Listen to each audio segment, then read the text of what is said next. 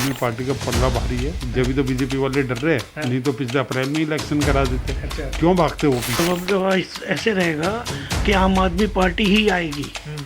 और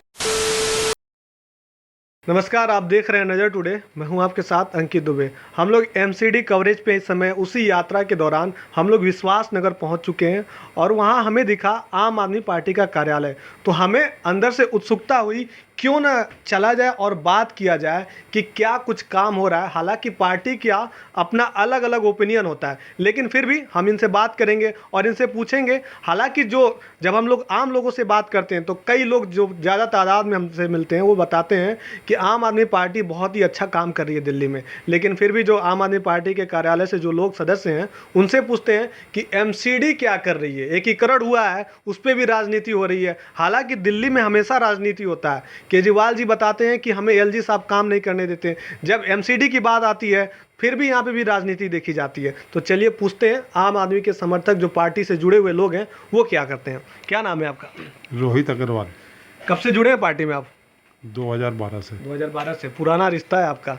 कैसा काम हो रहा है एमसीडी का इस समय यहाँ पे विश्वास नगर में? अगर एमसीडी वालों ने अपना काम करा होता विश्वास नगर में या पूरी दिल्ली में, तो इलेक्शन से क्यों भाग के जाते बीजेपी वाले? बीजेपी ने तो 15 साल राज करा। अब उसकी देखा देख इन्होंने काम तो कुछ करा नहीं, सब जगह फेल है। इन्होंने बीच में पंगा लगा दिया कि एमसीडी को एक कर दिया जाए तो दोबारा इलेक्शन कराएंगे। बीजेपी इलेक्शन से डर रही है। जैसे ही इलेक्शन होगा तो अब के जब भी इलेक्शन होगा, भी हो 6 महीने बाद हो, साल बाद हो, आम आदमी पार्टी की सरकार आना निश्चित है एमसीडी के अंदर। तो एकीकरण हो के क्या किसी चीज़ का डर है क्या कि एकीकरण किया जा रहा है? इसके पीछे क्या मतलब, एक आपको नहीं लगता जब एकीकरण हो जाएगा तो मेयर जब बनेंगे तो बहुत ज़्यादा पावरफुल होंगे और अच्छा काम होगा, ऐसा भी तो बोला जा रहा है? नहीं, एकीकरण से कुछ नहीं होने वाला। आज से 8-10 साल पहले भी एमसीडी एक ही थी। शीला दीक्षित जी ने इसको 3 पार्ट में कर दिया कि रेवेन्यू ज़्यादा आएगा। अब हमारे जो ईस्ट एमसीडी ये कहते हैं कि हमारे पे सैलरी देने के लिए भी पैसे नहीं है, स्टाफ के लिए कुछ नहीं है। क्या दोबारा मर्ज करके कि इसको एक कर दिया जाए? हो सकता है बीजेपी वालों को कुछ लग रहा होगा कि एक करने से हमारी कुछ स्थिति में सुधार आ जाएगा। क्या समय टाल रही है क्या भाजपा ऐसा करके? मतलब टालना चाहती है, काम नहीं करना चाहती है, ऐसा भी है क्या? वो तो सारी दुनिया को पता ही है ना। आम आदमी पार्टी अब जैसे इन्होंने 250 वार्ड करे, कम से कम 235-40 सीटें जीतेगी। हालांकि हम लोग ग्राउंड से जुड़ने की कोशिश कर रहे हैं, तो ग्राउंड के लोगों से जब हमने बात किया तो पता चला जो ऑटो वाले हैं बहुत परेशान है। बोल रहे हैं केजरीवाल साहब गैस के दाम बढ़ाते जा रहे हैं और बहुत दिक्कत हो रही है हमें। ये ना गैस का जो दाम जो बढ़ रहा है, घट रहा है, वो केजरीवाल जी के हाथ में नहीं है। सेंट्रल गवर्नमेंट गैस का रेट ऊपर नीचे करती है, उसको दिल्ली सरकार को अप्लाई करना उनकी मजबूरी है। अब पेट्रोल का भाव जब केंद्र सरकार बढ़ाती है तो बढ़ता है, जब घटाती है तो घटता है। दिल्ली सरकार का तो एक उसके अंदर फिक्स चार्ज है, जो भी वो टैक्स वसूल करते हैं उसके ऊपर ही वो कर सकते हैं प्लस माइनस। बाकी तो जो भी रेट है सेंट्रल गवर्नमेंट का होता है। अच्छा, आप घूम के आते हैं फिर से एमसीडी पे। क्या लगता है एमसीडी में जब चुनाव होगा इस बार, अभी तो डेट नहीं आया है, किसका पलड़ा भारी होगा इस बार? आप पार्टी से जुड़े हैं तो आपका इस स्वयं नाम तो लेंगे ही, जाहिर सी बात है, लेकिन फिर भी आपसे पूछ रहे हैं क्या लग रहा है? तो आम आदमी पार्टी का पलड़ा भारी है, जब तो बीजेपी वाले डर रहे हैं, नहीं तो पिछले अप्रैल में इलेक्शन करा देते। क्यों भागते वो पीछे? जो अगर उनका पलड़ा भारी होता। इन्होंने सिर्फ लूट खसोट करी यहाँ पे और कुछ नहीं करा। 15 सालों से एमसीडी में सबसे बड़ा काम क्या किया है इन्होंने अभी तक? ये कूड़ा फैलाने का काम करा। 3-3 पहाड़ बना दिए दिल्ली के अंदर। 16 पहाड़ और बनाने जा रहे हैं कूड़े के। गवर्नमेंट पब्लिक से कन्वर्जन वसूला है, कोई इन्होंने पार्किंग नहीं दी, कोई इनका काम ही नजर नहीं आता। सिर्फ इनके नेता पैसे वाले बन गए, किसी की 2 कोठी हो गई, किसी की 4 कोठी हो गई और कुछ नहीं है। गुजरात में इस समय काफ़ी सुर्खियों में है केजरीवाल साहब। तो गुजरात में तो जो भी है, केजरीवाल जी जो हर पार्टी अपना दम लगाती है हर जगह। हमारी पार्टी भी राष्ट्रीय पार्टी बनने की चाह रखती है, इसलिए हर जगह इलेक्शन लड़ रही है। तो पहली बार में तो सफलता जो मिलेगी। अब जब दोबारा लड़ेंगे तो फिर देखते हैं। अच्छा, देश की अब बहुत उभरती हुई पार्टी बन रही है आम आदमी पार्टी, लेकिन ऐसा क्या दिक्कत है एमसीडी पे कभी दबदबा नहीं रहता है आम आदमी पार्टी का? अब रहेगा, अब दबदबा ऐसे रहेगा कि आम आदमी पार्टी ही आएगी। और अभी प्रधानमंत्री जी भी केजरीवाल बनेंगे, क्योंकि काम कर रहे हैं, सड़क पे काम कर रहे हैं। जो गरीब आदमी है उनको सब कुछ दे रहे हैं, और सबसे ज़्यादा बिजली पानी की जो समस्या होती है उसको अभी भी माफ़ कर रहे हैं। और जो आदमी बिल्कुल गरीब है उसको ऊंचे उठाने की, ये बीजेपी वाले नहीं देखते हैं। बीजेपी वाले तो यही करते हैं, जो ऊंचा आदमी है उसको ऊंचा उठाओ, जो नीचा आदमी है उसको नीचा गिराओ। मेरा कहना मतलब यही है कि केजरीवाल जी ज़मीन से जुड़े हुए हैं। उन्होंने ये देखा है कि जो आदमी गरीब है उसको हम ऊंचे उठाएं। हमारे प्रधानमंत्री जी ये नहीं देख रहे, वो तो ये जाके कभी गुजरात में जाके वो कर लेते हैं, मंदिर बनवा देते हैं, कभी उज्जैन में जाके मंदिर बनवा देते हैं, कभी राम मंदिर। अरे ये तो मंदिर चलो ठीक है, हम हिंदू हैं, मंदिर की तो हम आलोचना नहीं कर रहे, पर ये तो देखे कि पेट्रोल कहाँ चला गया। जब मोदी जी आए थे ये कह रहे थे कि 35 रुपये पेट्रोल ला दूँगा, वो कहाँ है 35 रुपये? आज 100 रुपये पेट्रोल चला गया, हाहाकार मच रही है। हम स्कूटर साइकिल चलाने वाले आदमी, हम बस आप समझ लो रोटी रोटी से सोचते हैं कि क्या करें। पेट्रोल डीजल पे सब चीज़ निर्भर होती है, अनाज भी पेट्रोल से ही निर्भर होता है, हर चीज़ पेट्रोल से और डीजल से, खेती बाड़ी भी पेट्रोल डीजल से ही होती है। जब सब्जी आती है वो 40 रुपये टिंडा हो जाता है, क्यों हो जाता है कि खेती जो वो है ये किसान लोग वो 20 रुपये टिंडा बेचते हैं, यहाँ आते आते 70 रुपये हो जाता है। क्यों हो जाता है? वो डीजल और पेट्रोल से। वो भी क्या करें डीजल पेट्रोल में जब उसमें बढ़ते हैं।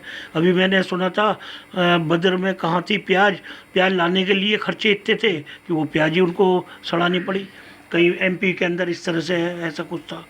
एमसीडी के लिए कौन सा ऐसा प्लान किया जा रहा है कि केजरीवाल साहब उस पर उभरेंगे और एमसीडी पे एक बार दबदबा फिर से देखने को मिलेगा आम आदमी पार्टी का? एमसीडी में तो केजरीवाल जी चाहेंगे, और चाहेंगे क्या होगा कि साफ सफाई हो। जो वर्कर काम करते हैं, मैं उनको कैसे कहूँ, जो झाड़ू या नालियाँ, उन पे थोड़ा सा विधानसभा या निगम पार्षद का ध्यान हो। अभी निगम पार्षद देख ही नहीं रही कि कहाँ है मेरा इलाका और कौन से इलाके में सड़क बननी चाहिए, नालियों पे काम होना चाहिए, नालों पे काम होना चाहिए। सही मायनों में तो नाले जो खुलने चाहिए वो नहीं खुलते।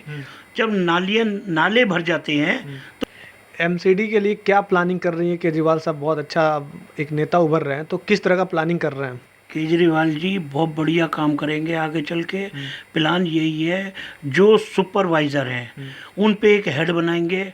मेयर वेयर के पास जाने की ज़रूरत नहीं है, सीधे निगम पार्षद पे जाओ। जो नहीं करता केजरीवाल जी को एक लेटर लिखो, केजरीवाल जी को आप कहो कि हाँ जी ये मेरा काम नहीं कर रहा है। जब आप विधायक हैं, विधायकों के पास जाते हैं ना लोग वाग कि भैया ये मेरा काम नहीं हो रहा तो कैसे है, फिर सीधा केजरीवाल जी उसको एक्शन लेते हैं। आजकल एक्शन ही ले रहे हैं केजरीवाल जी, विधायक कौन काम नहीं करता। फिर उनके केजरीवाल जी एक मीटिंग बुलाते हैं। अच्छा, अभी आपने बताया कि दिल्ली में बहुत जो ज़मीनी लोग हैं उससे केजरीवाल साहब जुड़े हैं और बहुत अच्छा काम कर रहे हैं, तो एक अच्छा काम बताइए जो ज़मीनी से जुड़े हुए लोगों के लिए केजरीवाल साहब ने किया है। देखो, जो गरीब आदमी है उसके लिए तो अन्न और राशन, मिट्टी का तेल जो नहीं मिल रहा, और आप समझो बिजली पानी जो ज़रूरत है, जिस आदमी को पेट भरने की ज़रूरत है अनाज दे रहे हैं, जिसको पंखे की ज़रूरत है उसके लिए बिजली दे रहे हैं, जिसको पानी की ज़रूरत है उसको पानी दे रहे हैं। आप एक बताओ, गरीब आदमी है जो रेहड़ी पटरी भी लगाता है, उस पर महंगाई इतनी हो गई। अभी मैं रेहड़ी वाले से बात कर रहा था, मैंने कहा भैया कितने दिन रेहड़ी लगाई? बोलो बाबू जी आज पहली दफ़ा रेहड़ी लगाई एक हफ्ते में, जिससे मेरे को आमदनी घर की खर्चा नहीं। वो तो केजरीवाल जी ने मेरे को आटा और गेहूँ चावल चीनी घी दे दिया, नहीं तो हम तो भूखे मर जाते हैं। तो फिर एक सवाल अब लास्ट पूछेंगे आप दोनों लोगों से कि एमसीडी में फिर से आते हैं, एमसीडी की तरफ लौट के, एमसीडी में अब की बार क्या लगता है फिर केजरीवाल साहब तय है ना? केजरीवाल का आना तय है, एकदम तय इस बार? तय पक्का तय है। अगर मैं तो यही अपील करूँगा पब्लिक से भी, जनता से भी, अगर केजरीवाल को वोट दो तो ये समझ के देना सफाई भी होगी, सड़कें भी बनेंगी और सारे काम होंगे।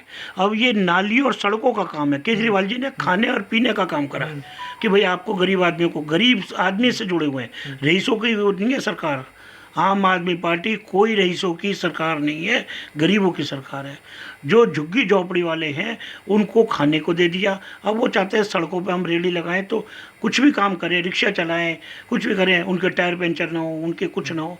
मेरा मन यही है कि मैं सबसे यही कहना चाहता हूँ कि केजरीवाल सरकार जैसी कोई सरकार नहीं है।